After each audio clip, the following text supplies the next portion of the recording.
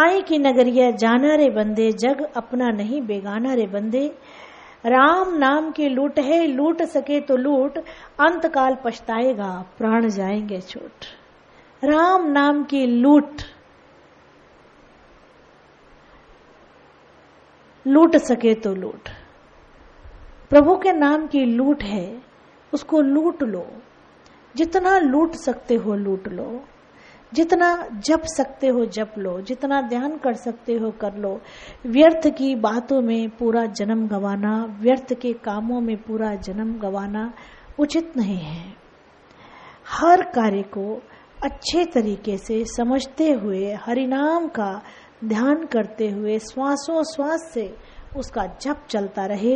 हाथ पैर सदुपयोग के काम आते रहे, ये शरीर सदुपयोग करता रहे, ये शरीर से सदुपयोग होता रहे और मन में उसी का ध्यान रहे। चलते फिरते, उठते बैठते, सोते जागते उसी की मस्ती छाई रहे। गाने सुनो तो भी आपको लगे कि भजन हो रहा है, आप उसमें भी इस तरह झूम जाओ जैसे कि भजन चल रहा है, तब मजा है। लोग देखने वाले कहें अरे इसको देखो ये तो गाने पे झूम रहे हैं, उसे क्या पता कि आप गाने पे झूम रहे हो कि आप गाने के अंदर भजन की लाइनों को ढूंढ रहे हो। आपका साधारण चलना लोगों को लगे अरे ये तो कुछ भी नहीं, वो आपकी हर साधारण बात प्रभु की नजर में असाधारण हो जाए। आपका लोगों की नजर में साधारण होना और प्रभु की नजर में असाधारण होना बड़ी बात है। दुनिया की नजर में असाधारण होना और प्रभु की नजर में साधारण होना अच्छी बात नहीं। और आजकल ज्यादातर यही हो रहा है, लोग दुनिया की नजर में असाधारण बनने का प्रयास करते हैं, दुनिया की नजर में अपने आप को जताने का प्रयास करते हैं हम कुछ हैं।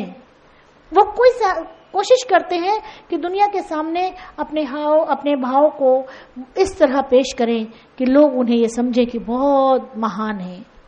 नहीं, ऐसा नहीं। आप जितने सरल हो सकते हो आप उतनी सरलता से बहो, जितना सरल हो सकते हो। बच्चों के साथ बच्चा, ज्ञानियों में महाज्ञानी, सन्यासियों में सन्यासियों के सरताज।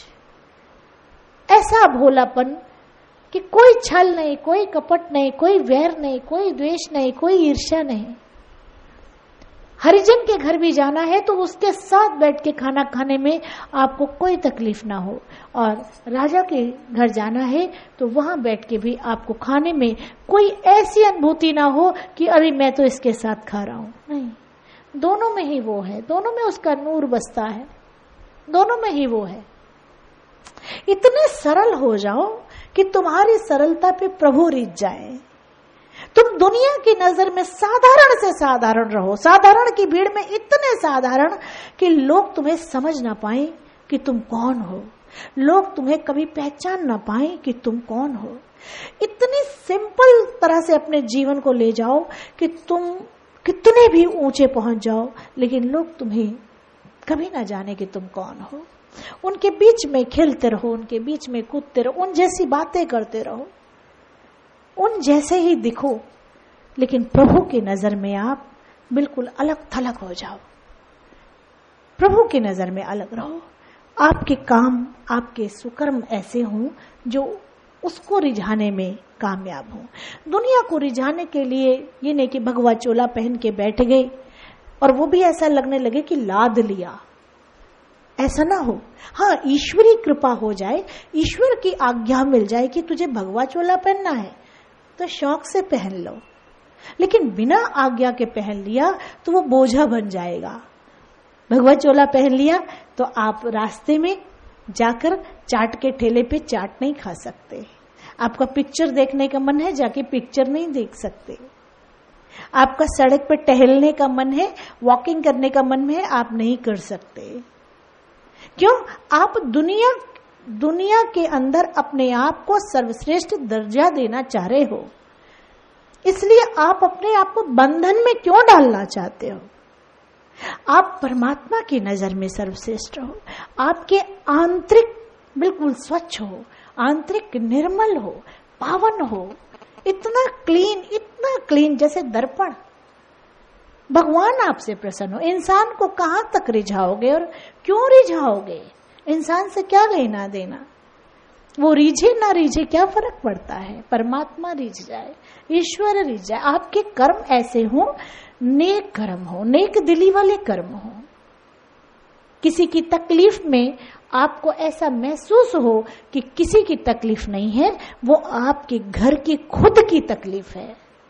किसी के बच्चे का एक्सीडेंट हुआ है तो आपको ये लगे कि वो किसी के बच्चे का एक्सीडेंट नहीं है, आपके अपने घर के किसी सदस्य का एक्सीडेंट है। आप इस तरह विहल आप अंदर से हो जाओ जैसे आप किसी अपने के लिए विहल हो सकते हो। आप उस पर इस तरह नछावर हो जाओ, इस तरह सब कुछ कर डालो जैसे आप अपनों के लिए करते हो। किसी के दुख में आपकी आंखें बरस जाएं, आपका दिल रो पड़े, दूसरे की खुशी में आप ईर्ष्या नहीं, दूसरे की खुशी में आप मुस्कुराओ, दिल से मुस्कुराओ। आपको लगे कि यह आपके घर की खुशी है। जैसे आप अपने घर की खुशी में खुश हो, वैसे दूसरे की खुशी में आपके अंदर वो खुशी हो कि जैसे मेरे घर का काम है, इतनी खुशी हो। और दूसरे के गम में इतने गमगीन कि जैसे आपके अपने घर का गम है। तो अपने और पराये का भेद मिट जाएगा। अपने और पराये के भेद को मिटाना जरूरी है। जब तक भेद दिलों में रहता है तब तक परमात्मा से इंसान जुदा रहता है। जो कुछ भी आज आपका है वो कल किसी का था। जहां आज बैठे हैं ये जगह कल किसी की थी। आज अपने हैं, कल किसी की होगी। न कुछ आप लेकर आए हो, न कुछ लेकर जाओगे। उस प्रभु की नूरानी ज्योत तुम्हारे साथ है और उसकी कृपा की बरसात हो रही है। उसकी कृपा की बरसात के साथ ही जाओगे। उसकी जो लूट हो रही है, उसका जो गुणगान हो रहा है, वही आप साथ लेकर जाओगे। बाकी माल खजाना सारा का सारा यहां रह जाएगा। वो यही तो देखता है कि इस माल खजाने पर कुंडली मार के आप बैठे हो या इस माल खजाने को आप दिल से सदुपयोग करने के लिए तत्पर रहते हो। कि दुखी किसी को देख नहीं सकते, किसी की तकलीफ को देख नहीं सकते, क्योंकि जिस चीज को आप अपना मान बैठे हो, यही अपना मानना सबसे बड़ा दुख का कारण है। अगर आपकी सोने की चेन आपने डाली है, वो कट गई तो आप कितना हल्ला मचाओगे? हर आने जाने वाले को उसको बताओगे, क्यों? इसको अपना मान बैठे। गोल्ड की चेन अपना मान बैठे, गोल्ड की जगह डायमंड की हो तब तो आप रोना शुरू कर दोगे कि 1 लाख की चली गई, 1 लाख रुपया की चली गई। क्यों? उसको तुमने अपना मान लिया, जबकि कुछ समय पहले वो आपकी नहीं थी। जहां थी, जिसकी थी, जैसे थी, जिसके पास जानी थी, चली गई। आपने उसको अपना मानना, वो दुख का कारण बन गया। दुख का कारण सिर्फ अपना मानना है। आप जिसको भी अपना मानोगे वो दुख का कारण बनेगा। जिससे भी आशा रखोगे वो दुख का कारण बनेगा। आशा निराशा की जननी है। जिससे आशा रखोगे वो आपके काम नहीं आएगा तो आपको बहुत तकलीफ होगी।